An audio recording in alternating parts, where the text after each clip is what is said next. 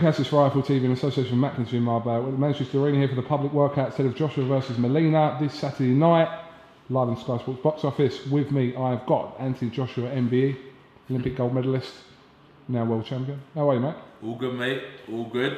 Come out of the cave into reality. Out of the cave? You mean out of camp? Out of camp, yeah, man. Is that what it's like, being in a cave? Yeah, it's regimented. It's back to back, innit? So yeah, back to reality for a couple of days.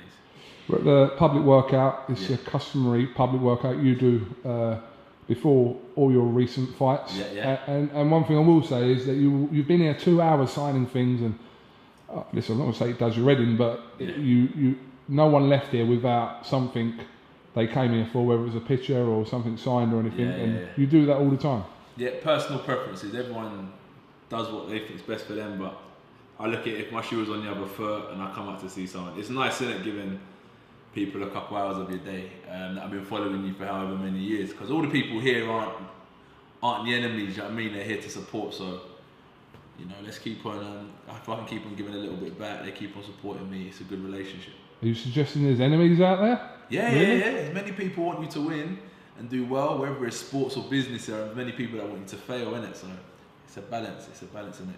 Do you think that's kind of a testament to you or to them more so? What, to the people that are here today? No, the people that you're saying, I heard you say this earlier on actually, there's many people that want you to win in life, yourself, there's equal amount of people that want you to fail. Yeah. But that's not really a testament on you, is it? Yeah. Or does that say more about them who's wanting you to fail? Yeah, probably because... Who do you really, I mean, you personally, is there anyone out there you think, well, I hope he fails in life? You're not that sort of person, are you? Nah, not really. Probably like someone cuts me up in traffic, road race. Yeah. That spare at the moment type thing. But nah, man, you never see me, you know, verbally, unless it's attacked at me or writing on social media or anything. Nah. It's not really my style, man. But as I said, it's personal preferences, man.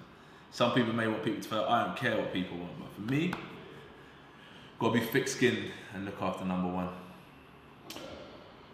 You've confirmed Rob McCracken as your trainer. Yeah. He'll be in your corner. This week. Yeah. So great news. We obviously, you know, you've had a great relationship with Rob over the years and from your GB days, etc. So why Rob McCracken? Why? Yeah. He's a good asset to the team. He's been a fighter. He took himself to world championship level. He's good at managing fighters' careers. He understands the game. He's seen me come from a raw novice in 2010. You know, I got into the GB squad. So he knows me for who I am, you know. If I was to join, like, for instance, another trainer, they may have only watched me on YouTube or seen the promo videos. He knows me, so I need people like that around me that aren't yes men and get involved in the hype. He's like, it's shit, do it again. It's not good enough, do it again. And he's drilled into me, goes, Josh, look, the reason why I'm like this is because it's not about your Eric Molina fight. It's not even about your Klitschko fights or Deontay Wilder fights or David Haye fights. It's about, you know, the fights after that. Because once you overcome those fights, there are going to be more challenges. So we're building you to become what you could potentially be, to reach your potential. So he's like, I'm not just putting this pressure on you because you need to beat Molina, but you need to look good and be ready for your next fight. So we're building you as a long-term fighter. Oh, so it's the start of a... Hopefully, yeah, and then it starts Saturday, so we need to go out there and put on a good performance.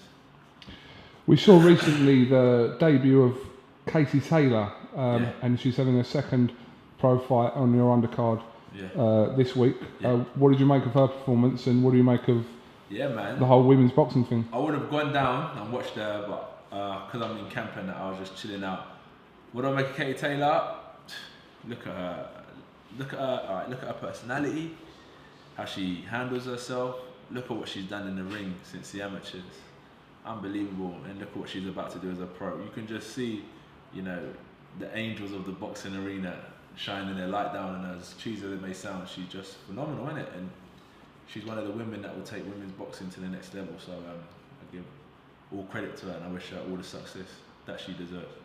And obviously she's featuring on your undercard. You must be pleased about that. Oh, 100%. Yeah. 100%. She's a big asset to boxing. So it's not like when my shows and that, Eddie shows, the shows for the public, it's an event, innit? right from the bottom, right the way up. It's not just about one fight. So Katie Taylor, Calliot fighting a tough fight, Chisora, Whye, Ortiz, Jose Burton. So many good fights on the card. Conor Ben back, there's so many people. So yeah, she's a massive asset to this show, and it's a real honour to be part of the show with these type of fighters as well, because it's part of a massive package. I'm sure during training you would have kept up to date with the antics from the Haye Bellew press conference the other day. Yeah. Did you? Yeah. I mean, people have talked about a potential fight with you and David Haye for a long time now. Yeah. But surprisingly, to some degree, that Tony Bellew was kind of saying, "Hang on a minute, when I knock David Haye out, I'm coming for Anthony Joshua." Who's that? Tony Bellew. Tony Bellew's coming for me. If he beats David Haye, that's what he said. Right. What's your thoughts on that? It looks like you didn't know that, actually. Mate, I can't keep up with it all. There's a lot of stuff going on, but yeah, so be it. It's another one to my list. But it kind of makes sense. If he does beat David Haye, sort of, what do you do now then? Either come back down to cruiserweight or go for the big guy, in his words. So. Yeah. Listen, it's about mega fights. That's what I'm saying. I'm not gonna, because Tony Bellew, if he wants to fight me, I fucking hate him.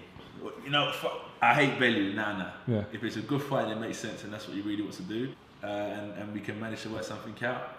If it's a great fight, it will happen. So yeah, man. But he's got a good fight with Haye, a heavyweight, and I'll give him credit for stepping up to the plate. It's a fight he wanted, it's a fight he got. So I hope he gets to win. We shall see what happens. Yeah. David Haye said some interesting things in that press conference. It was ripping into your promoter Eddie Hearn. He said that after he beats Tony Bellew, he'll beat you and end Matchroom. That's his plan. That's what David Haye said. But this David Haye thing's been talked about for ages. Yeah, real general shouldn't reveal their plans. A real general keeps his mouth quiet. So yeah, we know David Haye's plan now. So good luck to him. What he said in front of the media the other day, I'm just. Yeah, but that's sports now, isn't it? It's all about media, isn't it? So yeah, he's playing the right game at the minute. So yeah, so be it. You know me, I don't really talk on these situations. I don't really need to talk. Why? What's your opinion about it? You must. I don't give a shit. Really? No, man. What David Haye talking? Probably see him in a couple of weeks and we'll get a picture together. Well, he's going to beat your fight on Saturday. Exactly, man. Like, whoa. Do you know what I'm saying? What do you want me to do? Listen, I've got my own fish to fry right now. When David Haye comes swimming into my pond, trust me, there ain't no worries about David Haye whatsoever. No one. You know, obviously since the Molina fight was announced, obviously you've been quite reluctant to talk about what's ahead of that in Klitschko. Is that because you want to focus Saturday and then do whatever talking you need to do if need be? Yeah, like, how can I talk about fighting David Haye when I've got potentially Molina to beat, potentially Klitschko to beat, do you know what I mean? Potentially Bellew to beat, potentially, like, you know what I mean? What? My head would be everywhere, mate. Focus is the key. Do you know what I mean? Flicker 20p up in the air and try to think of all the stuff going on around you. You won't focus and catch that. So I've got to just lock in and focus on what's in front of me. So that's what's important. I've had it since day one, man. A lot of noise around my name. But you notice that I try to stay relevant for boxing. I don't really try to stay relevant for a lot of things I say. I leave that to other people, but as long as they're mentioning my name, it's good for me. All press is good press. And Klitschko will be there this week. I'm honoured, man. And I think it's really good for the people in Manchester as well, in London and all over England and Great Britain, because he's a legend in his own right, you know, and a future competitor as well, so it'll be interesting. Wembley Stadium next year will be interesting. Is it Wembley? Win, lose or draw? It's a good point. Exactly, so let's focus on it's a good point. Innit? It's a good point. Yeah. Just finally, give me a straight prediction for Saturday night, you and Eric Molina, the drummer boy. 5-7. I used to have the mentality I'm going to knock him out in a round or 2 rounds, but you start learning it's about boxing and it's about breaking them down. You start understanding how sharp fighters are in the first round or 2, 3 or 4, and as you start breaking them down, they start revealing weaknesses because people get tired and stuff. So yeah, that's why I think probably later on in the round, unless you catch him with like a perfect punch early on, which all fighters are dangerous then. Quick prediction for Dylan White and Derek Chisora?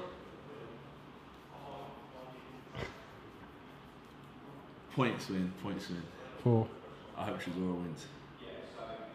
Any particular reason? You just hope he wins? Yeah, he's my mate. He was a head honcho in Finchley before I got there. He was leading the way. So yeah, I'm gonna root for one of my old stablemates in Finchley ABC. And it'll be a good scrap, you know. Mate, right the way up from the bottom. There's some good scraps on Saturday night. Who's your prediction for Chisora Whye? It's a good question.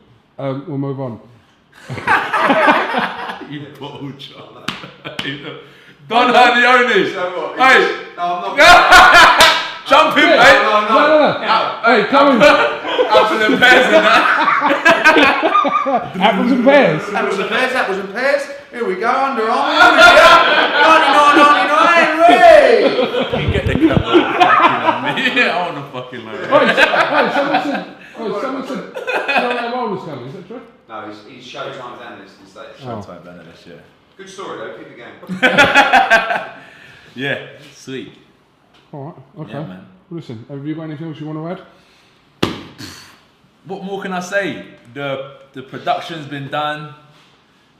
The fights have been announced.